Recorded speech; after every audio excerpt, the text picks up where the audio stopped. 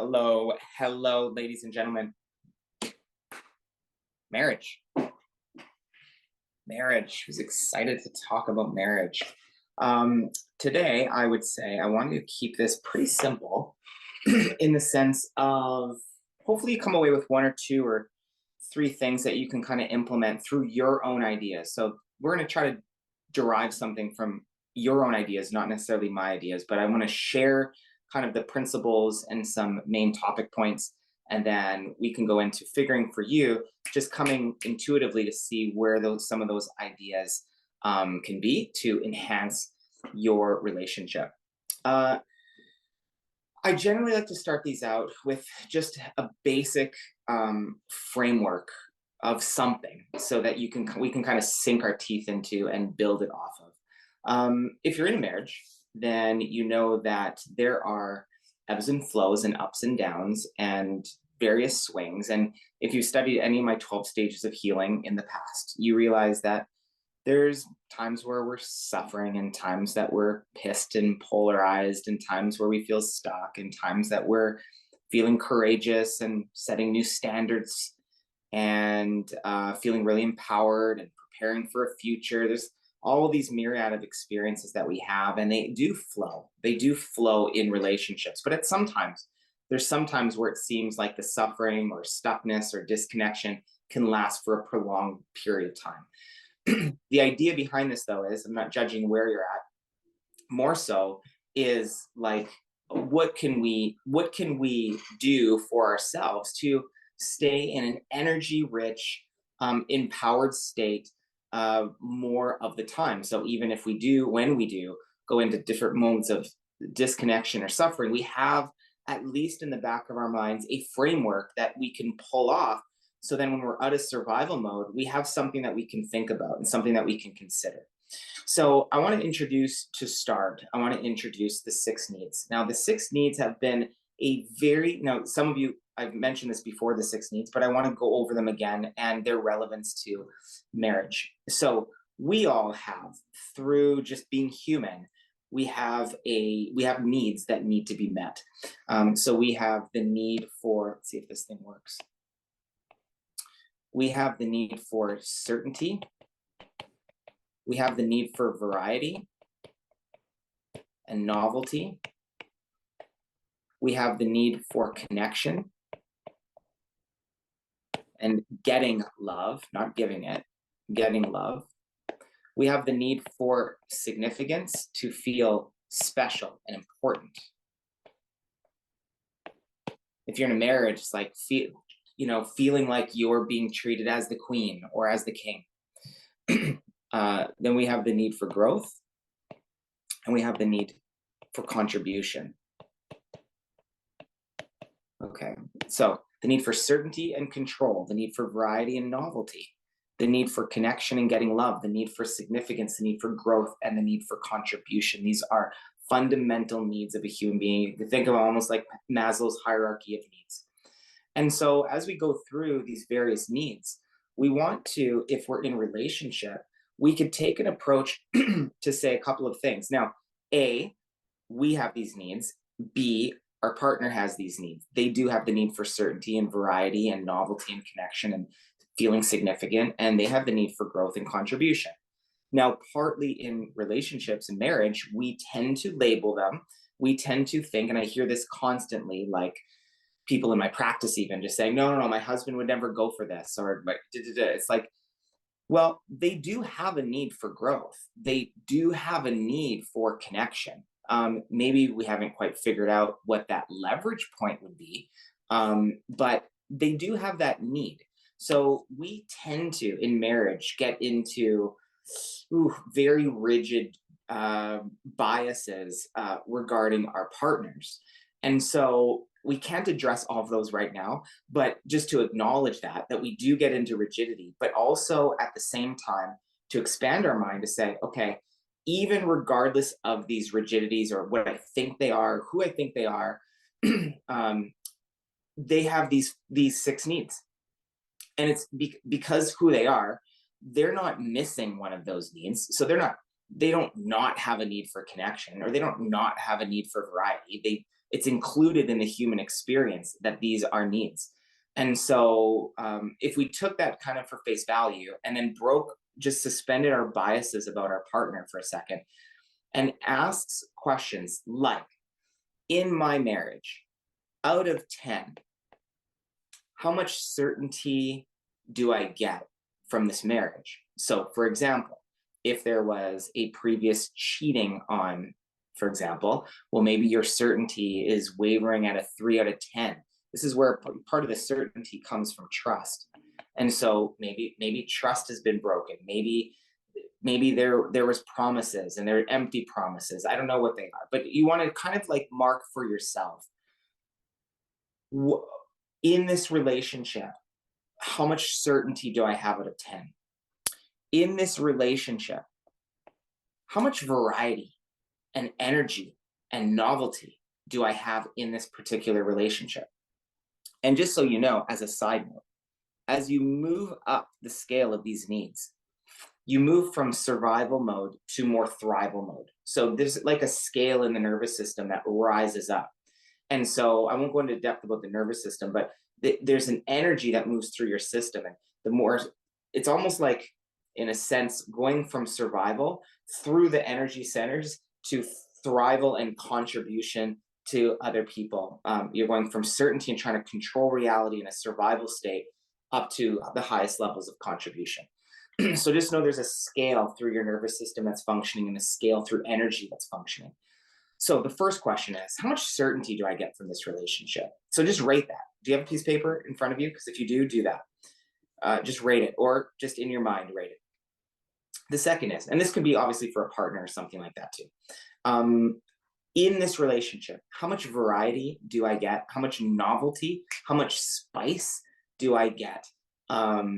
Spontaneity is maybe another one. How much do I get out of 10? Then connection. How much love do I feel like I'm receiving in this relationship? 0 to 10.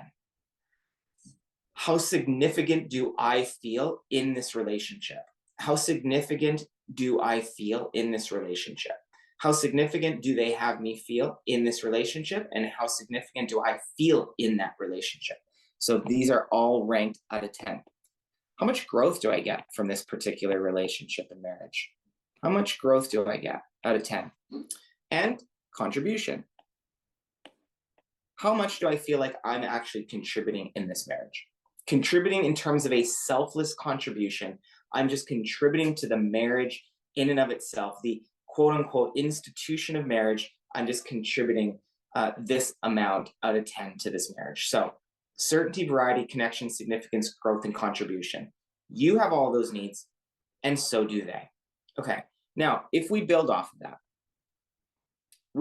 now you have your numbers. Maybe you have a 6 for certainty, maybe you have a 3 for variety, maybe you have an 8 for feeling love, maybe you have a 6 for feeling significant, hypothetically, maybe you have a 7 for growth, and maybe you have maybe a 6 or something like that, the way that you're contributing. Okay, so then we kind of draw a line down the middle and we rate how we're participating towards them because they have needs. So what is the number? How much certainty do I give them? How much certainty do they know that I'm going to be here for them? That they know they can count on me? That they know they can text me when they need to? That I am there for them? They are certain.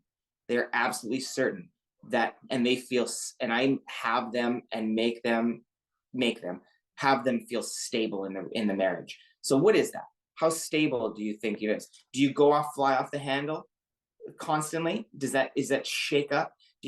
Are you a drama king or drama queen in the relationship, just stirring shit up for the sake of it? Because that creates instability in a system that activates survival mechanisms in the system. So how much certainty do they have? How much trust? How much baseline? If you had the bottom of a boat, if your marriage was like a ship and you have the bottom, the bottom of the boat, how stable, how solid do you think you contribute to them, that in terms of that? Now, the second question is, how much variety, how fun am I? How much do I spice this thing up? Am I like spontaneous? Do I take some actions? Do I plan some things? Do we go and have some fun together? Because variety, novelty, and fun are things that are childlike in their nature, and things that you kind of bring to the marriage that just spices things up. So what is your number there? Maybe that's a 4, maybe that's a 6. I don't know, maybe that's an 8. Maybe you're dialed in on that. Okay. How much connection would they feel around me? How much love would they feel from me? So if they were the receiver of connection, how how much output do I give in terms of connection and knowing and having them feel loved by me? Like, these are important questions. How loved do they feel by me? Okay, so just write that down. Then significance. If your partner is a king or a queen, how much do you make them feel like that? Like, you put extra emphasis and effort into making them feel lit up like they are the king or queen of the earth.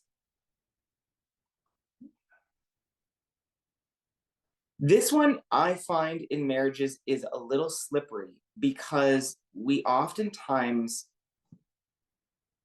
are a little bitter about the lack of significance that we receive from our partner, because you can get caught up in the everyday throes of life. And so, this, because more energy is required of these things going up, uh, you require more energy to output these things at the same time. Both of you do. So if you're kind of like in survival mode, well, it's going to be tough for you to make each other feel like a king and a queen, for example, or two queens or two kings. It doesn't really matter, whatever you want to kind of use for that. But it's it's the energy needs to be there. So if you don't have the base of stability and certainty, they're kind of like building blocks. So it becomes a lot more difficult to express the kinghood or queenhood of a relationship dynamic. I'm using those as archetypes. But the reason I'm using those as archetypes is because they they are put at the pinnacle, the hierarchy of the village, let's say. Okay, well, within your home, are you putting each other at the top of the hierarchy in terms of what that village is really all about? And are you having them feel like that? Okay, feel significant and feel important. Um,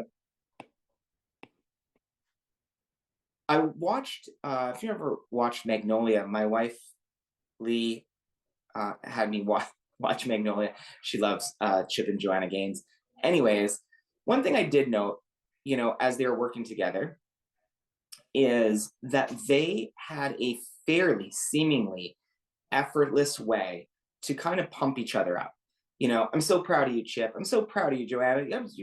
And they oscillated between kind of pumping each other up, and that is kind of where the mode of significance can rise from. So as I was listening to them, I'm like, they're definitely working, at least either consciously or unconsciously, at making each other feel important, and that what they're doing is important, and that what they're doing is good. And so I just noted that, because I was like, oh, that's kind of like they're using that energy of significance in there. Okay, so you want to explore that. How significant am I having my partner feel? Then the fifth is, how much do I feel like I am working towards growing this relationship? What's the number there? Pick a number. And to in terms of my contribution to them, what's my number at? So this is the first column, is what I experience as a receiver. Okay, so this is kind of what we call the sensory system of the nervous system. I experience, and then I do is on this one. And this is your motor part of your nervous system, actions that you take. So there's a sensory experience of things that I feel certain, I feel novelty and variety, I feel connection, I feel significant, I feel like we're growing, I feel like we're contributing. On the other half is a motor activity of the nervous system, where you're taking action towards. So how am I making them certain out of 10? How am I making variety happen in our life out of 10? How am I making connection felt by him or her out of 10? How significant am I making them feel out of 10, at least driving that energy towards, etc. So one is a sensory experience and one is a motor experience. My suggestion is that you do this once a quarter, every 3 to 4 months. Reassess. Now, it's smarter to reassess with each other, I think, because if you're in a significant relationship, then it could be very useful to sit down and look at gaps in the relationship. Oh wow, we haven't gone on a little trip or a little vacation in a while. Or oh geez, you know what? We've been going to bed and not really, kind of like giving each other hugs or anything before bedtime. We've kind of lost that little habit. Oh my God, like no wonder we don't feel connected. No wonder we don't feel like we're receiving love from each other. Or geez, we're just so busy in our life. We just don't. It's like we're the only time we get together is only just for a half an hour at dinner time. The rest I barely even see. We're running around with the kids. Da da da.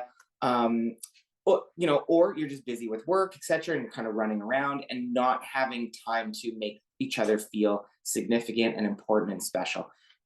So again, we're just looking for gaps in this, and to see, like, to really expose and take some inventory without any, there's an old saying that when you value something, you tend to metric it.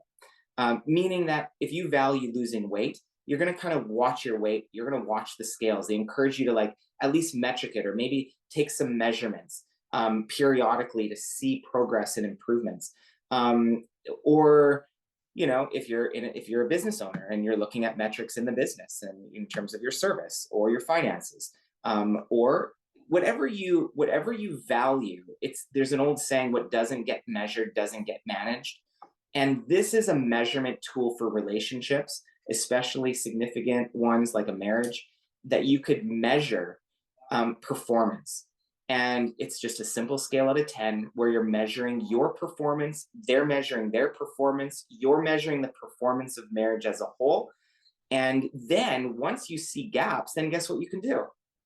You can take action. So it's like, oh, we have 4 of these 6 rocking and rolling. Like we got them covered, but wow, growth is so small together. Okay, so what would we like to do, or what would we consider as growth options for us? Like what is enticing for growth? We want to go and learn something new, or we want to go and experience something, or like what would growth mean?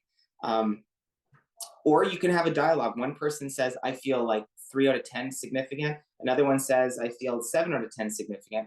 And you could just ask, well, what could I do more regularly to have this significance number go to a 5 or go to a 6? If, say Sally or Rick, what could I do? What could I do? What would you like to experience if we could move this number from a 3 to a 6? What would have to be our experience going on in the house or whatever that would move that needle to a 6? I'd love to see that at a 6. And then you can figure it out.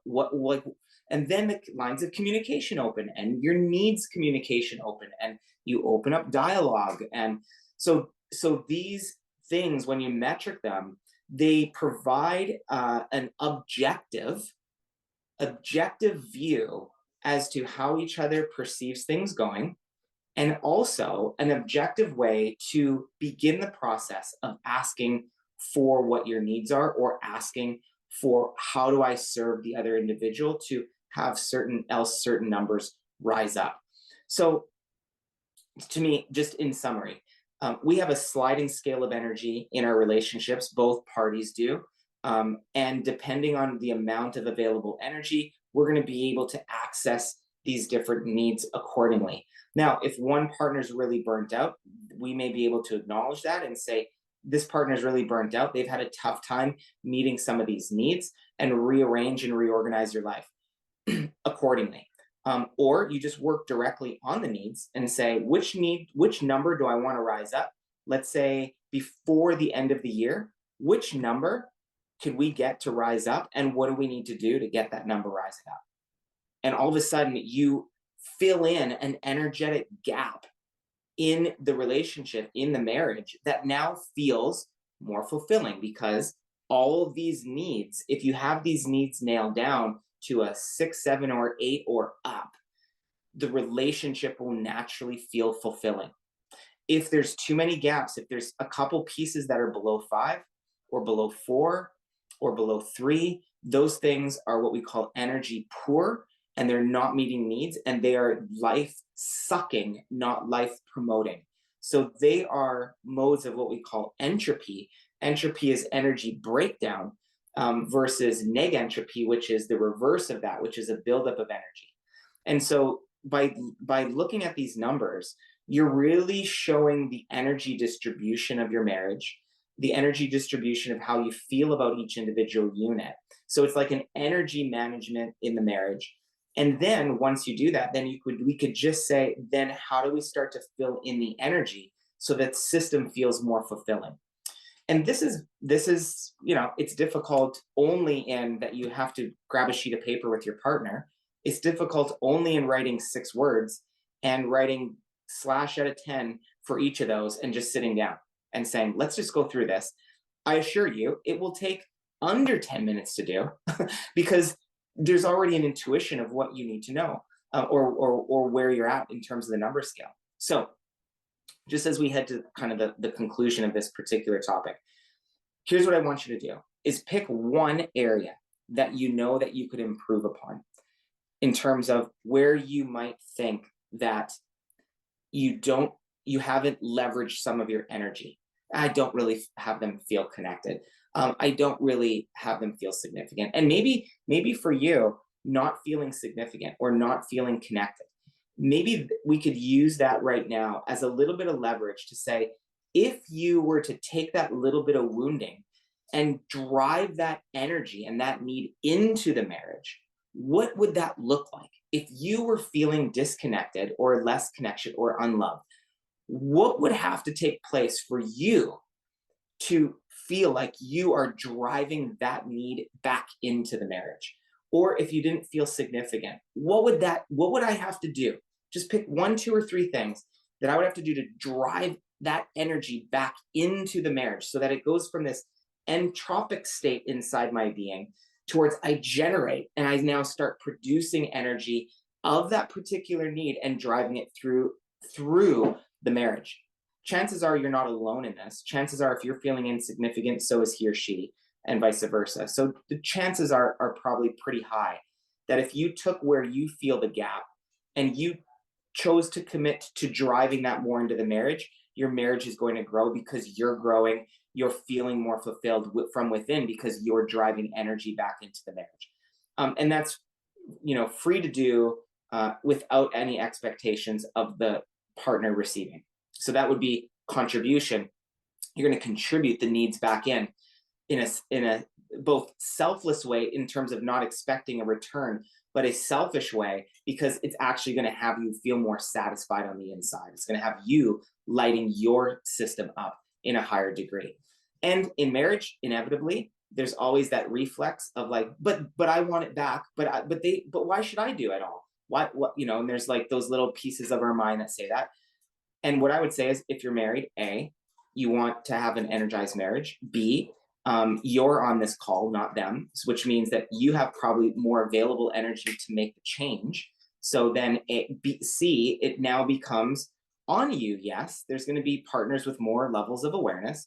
So it comes on you to begin to drive energy and just watch what happens when you do that.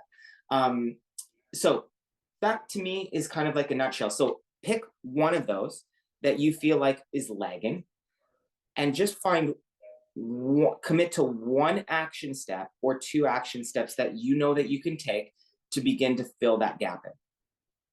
So hopefully you're writing that down, or close your eyes and just think, if we had more variety and more things that are spontaneous and novel in our marriage, what's 1, 2, or 3 things that I could think to do right away that would get that thing rolling, get that particular need rolling for us? And you build the momentum in there. You get it going. You empower yourself first to be able to execute these things without the need for circumstances on the outside to change, without any reciprocation from the outside to have to come in yet. Okay. So, um, thank you. I hope that's, I mean, it's already 25 after. This Italian, you know, talks fast, but at the same time, time flies at the same time. So hopefully you get some ideas. Commit to one need before the end of the year. That's my challenge to you. And then watch yourself light up, and then watch the marriage light up to a higher degree just by committing to one thing that you feel has been a bit of a drag or a bit of a void. So have a beautiful morning and behave yourself and be naughty and be nice and all that stuff. Take care.